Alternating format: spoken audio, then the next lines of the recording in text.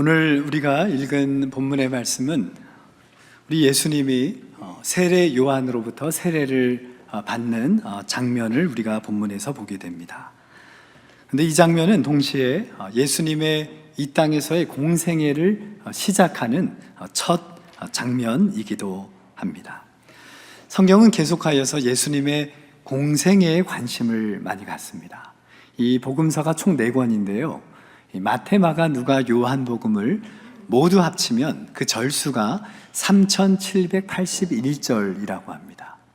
그런데 그 중에 30절을 제외한 모든 부분이 바로 모두 예수님의 공생애와 관련된 이야기라고 합니다. 유년 시절의 이야기는 불과 30절에 불과한 것입니다. 그만큼 성경은 예수님의 공적인 삶, 다시 말하면 이 땅의 백성들을 구원하는 하나님의 놀라운 구원의 역사를 이루시는 바로 그 일, 그것을 성경은 매우 주의 깊게 보고 있는 것입니다. 여러분, 예수님의 이 공생애는 우리도 이 땅에서 주님을 만난 이후에, 우리가 주님의 사람이 된 이후에 우리는 공적인 삶을 살아가게 됩니다. 여러분, 우리를 누구라고 부릅니까? 그리스도인이라고 부르지요. 여러분, 그리스도인은 한 개인을 부르는 이름이 호칭이 아닙니다. 우리 모두가 주님을 믿는 자로서, 주님을 따르는 자로서 우리는 그리스도인이라는 공적인 삶을 우리는 요청받고 오늘 이 시대를 살아가고 있습니다.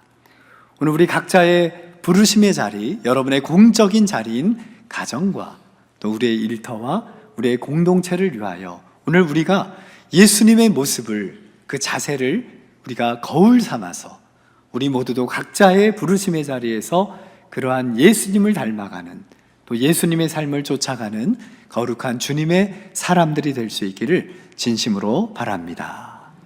오늘 2가지로 우리가 본문을 함께 살펴보도록 하겠습니다. 예수님을 통하여 우리가 알게 되는 예수님의 자세는 바로 낮아짐의 은혜로 무장하라입니다. 함께 읽습니다. 낮아짐의 은혜로 무장하라. 오늘 본문은 예수님이 요단강으로 뚜벅뚜벅 걸어 들어가십니다. 그리고 거기에 있는 세례 요한에게 세례를 받으시는 장면이 오늘 나옵니다. 여러분, 세례란 무엇입니까? 세례. 목사님, 받은 지가 하도 오래돼서 기억이 안 납니다 하시는 분들이 있는데요. 여러분, 세례는 뭐지요? 세례는 죄인이 자신의 죄를 씻는 것을 말합니다. 이걸 세례라고 말합니다. 그렇다면 예수님은 여러분 세례를 받으실 필요가 있습니까? 없습니까? 없지요. 아무리 살펴보아도 우리는 예수님의 죄를 발견할 수가 없습니다. 흠이 없으신 분입니다. 그런데 오늘 예수님은 바로 세례의 자리로 나아가더란 사실입니다. 예수님은 그 세례의 여정에 참여하십니다. 여러분, 이것은 무슨 말일까요? 바로 우리 예수님은 자신 스스로를 죄인과 동일시 하셨다는 말입니다. 아버지, 제가 이 땅에 인간의 몸을 입고 저를 보내주셔서 감사합니다. 아버지, 저는 이 땅에 인간의 죄를 저도 함께 짊어지기를 원합니다. 우리 주님은 그러한 모습으로 자신을 죄인과 동일시하며 하나님 앞에 나아가시게 된 것입니다. 오늘 본문 14절 15절의 말씀입니다. 같이 읽겠습니다. 요한이 말려 이르되 내가 당신에게서 세례를 받아야 할 터인데 당신이 내게로 오시나이까? 예수께서 대답하여 이르시되 이제 허락하라. 우리가 이와 같이 하여 모든 의를 이루는 것이 합당하니라 하시니 이에 요한이 허락하는지라. 예수님이 세례 받으시겠다고 하니까 누가 제일 당황합니까? 요한이 당황해요. 이러면 안 됩니다. 예수님이 이것만은 안 됩니다. 다른 모든 것 가능하지만 예수님이 저에게 세례를 받는 것은 안 됩니다. 극구사양합니다. 예수님이 저에게 세례를 주셔야지요. 안 됩니다. 이것은 안 됩니다. 그때 주님이 요한에게 말씀하십니다. 허락하라. 이것을 통하여 하나님의 모든 의를 이루는 것이 합당하도다. 요한이 결국 이 모든 것을 받아들이고 예수님께 세례를 드리게 됩니다. 우리 예수님은 친히 낮아짐의 자리로 내려가신 것입니다. 아버지, 저는 죄인입니다. 하나님, 저는 부족합니다. 저는 이들과 함께 똑같은 죽을 수밖에 없는 인간으로 여기에 있습니다. 보통 우리 사람들은 원래 자기의 모습보다 더 좋게 보이길 원할까요? 더 낮게 보이길 원할까요? 우리 좋게 보이시려는 분들이 좋게라고 확 답을 하십니다. 맞습니다. 우리 인간은 다 원래 자기의 모습보다 좋게 보이려고 합니다. 더 멋지게 보이려고, 더 화려하게 하려고요. 더 높게 보이려고 합니다. 그런데 우리 예수님은 스스로 더 낮은 곳으로 내려가셨다는 겁니다. 나는 죄인입니다. 그 바닥까지 우리 주님은 내려가신 것입니다. 여러분, 저도 한 주 중에 제가 가장 저를 잘 돌보고 또 살피고 준비해서 여러분 앞에 서는 시간이 있습니다. 언제인 줄 아십니까? 바로 이 시간입니다. 정말 원래 저의 모습보다 이 모습이 훨씬 신경 쓴 겁니다. 요모양이지만 여러분들 그렇게 웃으시면 안 되고요. 정말 이게 최선을 다한 모습입니다. 왜냐하면 저도 공적인 자리에 서는 사람이기 때문입니다. 보다 더 잘 보이고 좋게 보이고 더 멋지고 아름답게 보이려고 노력합니다. 그런데 우리 주님은 원래 그 주님의 모습보다 더 낮은 자리로 그렇게 친히 내려가셨던 것입니다. 우리가 이 세상을 섬길 때, 또 주님의 길을 따를 때 우리가 잊지 말아야 할 것이 바로 이러한 세례자의 자세입니다. 늘 기억하십시오. 우리는 세례자의 자리에 서는 사람입니다. 언제나 낮은 자리에, 그리고 나를 부인할 때 우리는 그때 하나님의 능력이 우리 가운데 크게 임하게 되는 것입니다. 하나님이 원치 않으시는, 또 사용하지 않은 분들이 있습니다. 누굴까요? 너무 힘이 많이 들어간 사람들입니다. 하나님은 힘이 센 사람, 또 강한 사람을 원치 않으십니다. 낮은 자리에서 자신을 부인하고 겸손하게 선 자를 하나님은 아름답게 사용하십니다. 낮아짐, 겸손, 자기 부인, 세례자의 자세를 늘 점검하며 그 삶을 살아가시는 여러분 되시기를 바랍니다. 여러분, 하나님의 은혜는 항상 높은 곳에서 어디로 흐를까요? 낮은 곳으로 흐릅니다. 그러니까 위에서 부어주시거든요. 그런데 문제는 우리가 높은 곳에 있으면 그 은혜를 받을 수가 없습니다. 내가 스스로 내려와서 낮은 자리에 임할 때 그 하나님의 은혜는 계속하여 흘러넘쳐 웅덩이를 이루게 되는 것입니다. 우리가 어디에 있는가가 매우 중요합니다. 현재 우리의 삶의 어려움과 또 복잡함 가운데 있습니까? 그렇다면 지금 내가 어디에 서 있는가를 확인하십시오. 그리고 거기에서 한 걸음 더 내려가십시오. 한 칸 더 내려가십시오. 여러분, 오늘 말씀 전하는 거 제가 밑에 내려가서 할까요? 요거는 아닙니다. 그런 마음으로 하겠습니다. 목회자인 저희들도 실은 이것이 가장 중요한 문제입니다. 이 문제가 해결되지 않으면 주님의 일을 감당하는 것이 쉽지가 않습니다. 우리가 복잡할 때, 어려움 가운데 있을 때, 환난 가운데 있을 때, 위기 앞에 서 있을 때, 인생의 도전 앞에 서게 될 때 내가 언제나 어디에 있는가, 더 낮아짐의 은혜의 자리로 담대하게 내려가시는 우리 모든 성도들 되시기를 바랍니다. 사진 한번 보실까요? 저 사진 말고 혹시 이게 어떤 사진 같습니까? 어떻게 하셨어요? 청계천입니다. 여러분, 이 청계천이 2005년도에 완공되었습니다. 하천 길이가 어느 만큼 되는 줄 아십니까?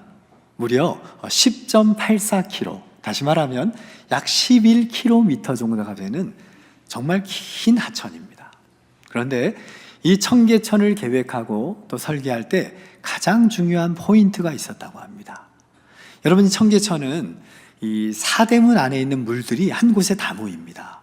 그래서 이 물이 쭉 흘러서 내려서 한강으로 합류하게 됩니다. 동쪽으로 흐르다 보면 이게 중랑천, 우리 바로 옆에 있죠. 이 중랑천으로 이 청계천물이 다 합류해요. 그리고 나서 서쪽인 한강물을 타서 서해 바다로 흘러나가게 되어 있습니다. 그런데 이 청계천을 설계할 때 가장 중요한 포인트가 뭐냐면 바로 높은 곳에서 낮은 곳으로 흐르게 한 것입니다. 여러분, 이 가장 높은 지역과 가장 낮은 곳의 수위가 얼마나 차이 날 것 같습니까? 무려 이 11km 구간에서 1m 정도가 차이가 난다고 합니다. 가장 높은 곳과 낮은 곳의 차이입니다. 그러니까 물이 어디에서 어디로 흐르는 거예요? 높은 곳에서 어디로? 낮은 곳으로 흐르는 것입니다. 이것이 지켜지지 않으면 그 물은 흘러갈 수가 없습니다. 죽은 물이 됩니다. 썩어버립니다. 생물체가 거기에서 죽음을 맞이하게 됩니다. 여러분, 우리 믿음의 길, 우리 신앙의 길이 이와 같습니다. 언제나 높은 곳에서 우리는 낮은 곳으로 흘러간다는 사실. 하나님의 은혜는 반드시 위에서 우리에게 부어주시는 능력임을 기억하며 보다 낮은 자리로 날마다 나아가시는 여러분 되시기를 바랍니다. 그러면 그 낮은 자리에 뭐가 생기는 줄 아세요? 웅덩이가 생깁니다. 여러분, 은혜를 담는 곳은 웅덩이가 최고라고 합니다. 그러려면 완전 바닥까지 가야 됩니다. 가장 낮은 곳까지 갈 때 거기에 하나님의 은혜가 모이는, 부어지는 웅덩이가 되는 것입니다. 여러분의 현재 고난의 자리가 웅덩이가 되어서 날마다 하나님의 은혜 안에 뛰놀며 맛보며 증거하시는 우리 성도들 되시기를 주님의 이름으로 축원합니다. 오늘 본문에 나오는 세례 요한을 한번 생각해 보면 실은 이 세례 요한이 때 그 시대에 가장 큰 영적 부흥이 있었습니다. 사람들이 회개하면서 요단강으로 나오는데 어떻게 나오냐 하면 구름대처럼 몰려오는 것입니다. 아니, 가만히 요한은 그냥 이 독사의 자식들아 회개하라, 천국이 가까웠느니라 외치고 있는데 사람들은 구름대처럼 몰려오는 것입니다. 여러분, 그때 사람이 제일 넘어지기가 쉽습니다. 세례 요한이 어떻게 생각했을까요? 이야, 내가 젊은 시절 부모님께 하직 인사하고 이 광야에서 일평생 동안 수십 년간 외롭고 고독하고 헌신된 삶을 사니 이제 때가 되어서 놀라운 부흥을 이루게 되었구나. 보아라, 최선을 다하고 헌신한 사역의 결과구나. 세례 요한은 결코 그렇게 보지 않았다는 것입니다. 우리가 이 땅을 살아갈 때 하나님은 우리의 삶에 풍성함들을 주십니다. 큰 열매를 주십니다.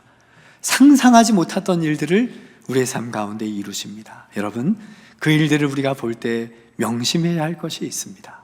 그것을 우리의 삶에, 우리의 열정에, 우리의 노력에, 우리의 의지의 결과라고 여기지 마십시오. 내가 이룬 것이라고 여기지 마시고 열매로 보지 말고 그 모든 것들을 뭘로 볼까요? 한번 따라 하시겠습니다. 징조. 우리는 그것들을 열매로 보지 말고 징조로 보아야 하는 겁니다. 세례 요한은 지금 구름대처럼 몰려와 회개하며 자신 앞에 나오는 사람들을 보면서 나의 사역의 열매구나라고 보지 않고 뭐라고 보았느냐 하면 이제 하나님의 때가 되었구나. 메시아께서 이 땅 위에 우리 가운데 임하시겠구나. 이제 우리를 살리시겠구나. 이제 그때가 되었구나. 주님의 오실 징조로 여겼다는 것입니다. 그러기에 그는 끝까지 낮은 자리에서 그는 주님을, 다가오는 주님을 향하여도 이제 내가 이 정도 되었으니 주님께 세례는 줄 수 있지. 내가 당신에게 당신의 죄를 하나님의 이름으로 사노라. 그러한 자리에 서지 아니하고 끝까지 주님께, 주님, 제가 세례를 받아야 할 터인데 왜 저에게 나오십니까? 이것만은 안 됩니다. 끝까지 그 자리를 지키게 되었던 것입니다. 여러분의 삶에 하나님은 어떤 일들을 이루어 가십니까? 실은 이미 하나님은 여러분에게 놀라운 일들을 이루셨습니다. 그 모든 것을 나의 열매가 아닌 하나님께서 우리에게 주신 징조로 여기며 하나님의 뜻을 발견하고 그 가운데 담겨있는 하나님의 길을 온전히 걸어가시는 우리 모든 성도들 되시기를 주님의 이름으로 축원합니다. 우리 한번 같이 따라 하실까요? 낮아짐이 은혜입니다. 여러분, 너무 다른 은혜를 구하지 마십시오. 낮아짐이 은혜입니다. 그 자리를 온전히 감당하며 낮아짐보다 더 큰 은혜는 없음을 기억하며 살아가시기를 바랍니다. 오늘 두 번째입니다. 예수님을 통하여 우리가 기억해야 할 우리의 영적인 자세는 채움의 은혜로 무장해야 한다는 겁니다. 같이 읽도록 하겠습니다. 채움의 은혜로 무장하라. 우리 예수님은 이미 하나님께서 주신 모든 것이 주님께 있으셨습니다. 그런데 주님은 닫힌 하늘 아래에서 내 능력으로 공적인 삶을 감당하시지 않고 이미 내게 주신 것으로 열린 하늘에서 그 아래에서 주님의 하나님 아버지의 일을 감당하셨다는 사실입니다. 오늘 본문 16절 17절의 말씀 같이 읽겠습니다. 시작. 예수께서 세례를 받으시고 하늘이 열리고 하나님의 성령이 비둘기같이 내려 자기 위에 임하심을 보시더니 하늘로부터 소리가 있어 말씀하시되 이는 내 사랑하는 아들이요 내 기뻐하는 자라 하시니라. 예수님 세례를 다 받으셨어요. 그리고 물에서 나오십니다. 두벅두벅 물에 젖은 채로 아마 나오셨을 것입니다. 그때 오늘 본문은 우리에게 전합니다. 하늘이 환하게 열리게 되었다. 여러분, 천지창조의 날을 제외하고 이렇게 하늘이 환하게 열린 날을 우리 인류는 역사에서 기억하기가 어려울 것입니다. 하늘이 열리고 성령께서 주님 위에 임하시게 됩니다. 오늘 본문에는 그 하나님의 성령이 임하시는 모습을 묘사하고 있는데요, 마치 그 모습이 뭐와 같다고 이야기합니까? 뭐와 같다? 비둘기 같다라고 표현하고 있습니다. 이 부분에 대한 오해 때문에 비둘기를 볼 때마다 오 성령님 이러시는 분들이 있어요. 위험합니다. 아마 이 성경의 기자가 그 장면을 표현할 때 가장 그 평화와 그리고 환한 빛의 모습을 그가 표현하는 그 표현으로 바로 비둘기 같다라고 그렇게 오늘 우리에게 전하여 주고 있는 것입니다. 성령께서 주님 위에, 그 물에서 올라오시는 주님 위에 이런 평화의 모습으로 임하셨다라고 기록되어 있습니다. 그리고요, 하나님의 소리가 하늘이 열리면서 예수님과 이 땅을 향하여 선포됩니다. 우리 하나님 아버지께서 예수님을 향하여 뭐라고 말씀하십니까? 같이 읽어볼까요? 이는 내 사랑하는 아들이요 내 기뻐하는 자라. 성부 하나님의 소리가 하나님께서 소리로 임하셨다라고 이해할 수 있을 것입니다. 그리고 성자 예수님은 물에서 세례를 받고 올라오시는 거룩한 낮아짐의 모습입니다. 그리고 성령 하나님께서 비둘기처럼 주님 위에 임하셨다. 이것이 바로 본문이 우리에게 보여주는 너무나 아름다운 장면입니다. 저는 이 장면을 성경에서 가장 위대하고 아름다운 장면이라고 저는 그렇게 과감히 표현합니다. 성부, 성자, 성령 하나님의 협주곡입니다. 얼마나 이 조화가 아름다운지요. 하모니를 이룬 너무나 위대한 모습을 우리가 보게 되는 것입니다. 우리 주님은 이토록 겸손하고 낮아진 모습에서 이제 하늘이 열린 채로 하늘에 주신 능력으로 위로부터 부어주시는 능력 가운데 공생애를 감당하시게 된 것입니다. 여러분, 한 가지 질문을 드립니다. 우리 예수님은 실은 이미 예수님 당신에게 이미 그러한 능력이 있으셨습니다. 그럼에도 불구하고 예수님은 이미 나에게 그 있는 능력을 가지고 공적인 삶을 감당하는 것이 아니라 날마다 아버지 하나님께서 나에게 하늘문을 열고 부어주시는 그 능력을 받고 살아가겠습니다 라고 예수님은 결단하셨던 것입니다. 그 능력으로 충분하지만, 그런데 그런 생각이 들더라고요. 만약에 예수님께서 이러한 자세로 서지 못하였다면 마지막 십자가에서 죽음을 맞이해야 할 때, 그때 아버지를 향하여 아버지께 감사할 수 있었을까? 내 능력, 내 힘을 가지고 그 죽음을 감당하셨다고 하면 정말 예수님이 끝까지 아버지의 신뢰와 사랑으로 나아갈 수 있었을까? 어쩌면 예수님의 그 능력을 가지고는 마지막 십자가의 죽음의 자리에서 아버지를 저주하며 그의 생을 마감하였을지도 모르겠습니다.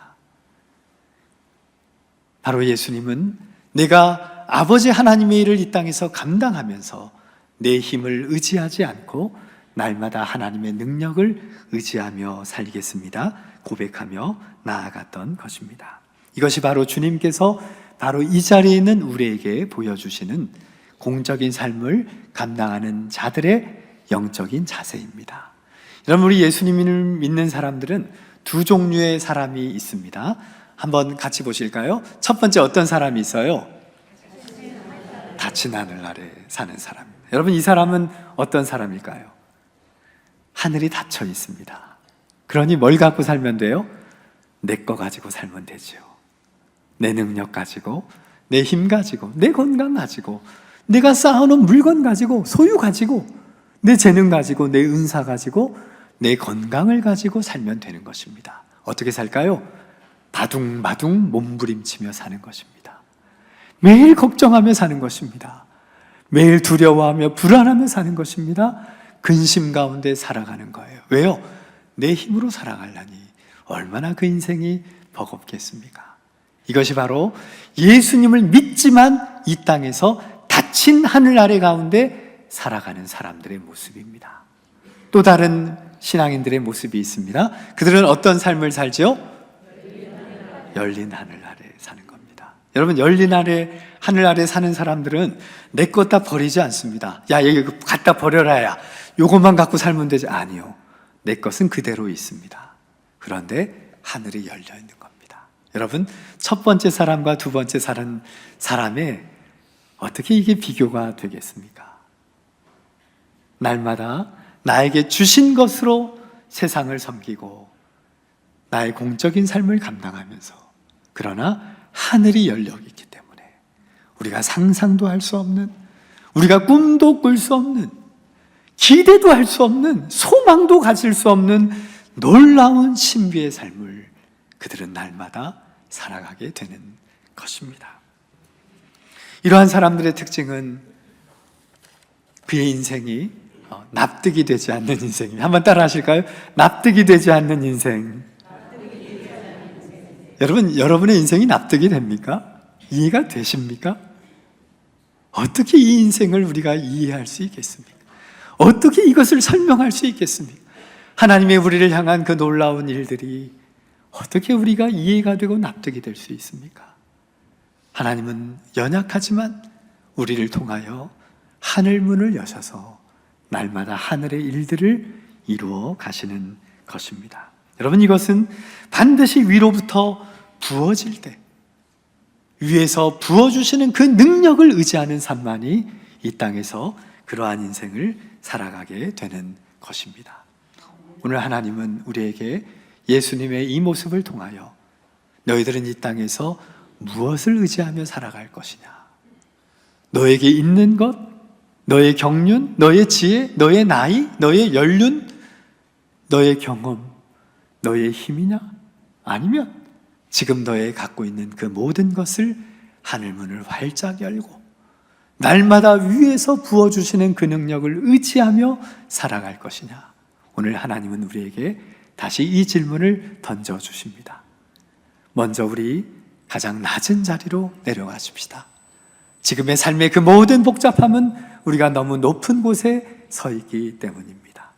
내려가셔서 은혜의 웅덩이 가운데에서 날마다 우리에게 하늘문을 여셔서 부어주시는 하늘의 놀라운 능력으로 오늘 주어진 그 삶을 끝까지 담대하게 공적인 인생으로 세상을 섬기며 사람을 섬기며 주신 일을 감당하며 걸어가시는 모든 성도들 되시기를 주님의 이름으로 축원합니다. 기도합시다.